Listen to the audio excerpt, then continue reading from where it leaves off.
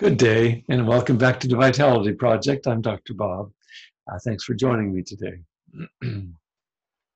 Yesterday, we examined a second kind of brain change, where we're talking about how it is that our brains actually get hijacked in addictive behaviors, including to substance, as well as addictive attitudes. And the second kind of brain change that we introduced yesterday was focusing on the phenomenon of craving. We talked about it this way: whether I crave a drug or the rush, or for that matter, the distraction I get from maybe working too much, compulsively fantasizing, including sexually, buying stuff I don't really need, the list goes on. Any such craving takes me out of currency in my relationships, both to others, as well as ultimately my relationship to how I think of it, my own truest and best potentials. What did you discover? Today, let's introduce a third kind of brain change, and it's found across all addictive, or as we've been talking about addiction as enslavement, all addictive or enslaving behaviors or attitudes.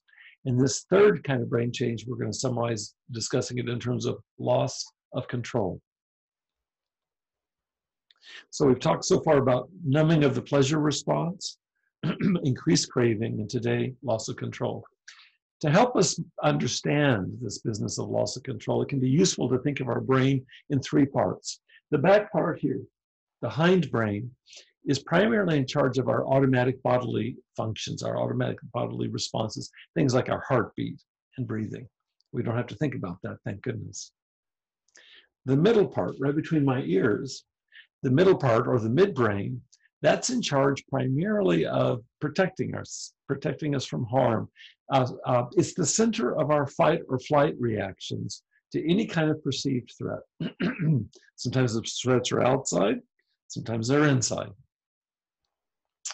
Finally, the front part of our brain, the forebrain, also called the frontal cortex, this represents our CEO. This is the executive branch of our internal government. That's where we're going to focus next. So for today, I want to ask you to make a list of everything that makes you, you. What I'm asking you to do is make a list of, let's just say 5 or 10 items. It can be longer if you want to. 5 or 10 items that that maybe identify you most essentially in terms of your own unique signature or personality.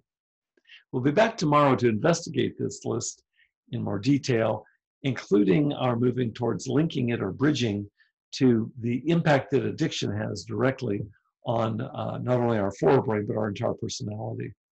In the meantime, thanks for spending part of your day with us here at the Vitality Project. We appreciate it. And we'll see you tomorrow.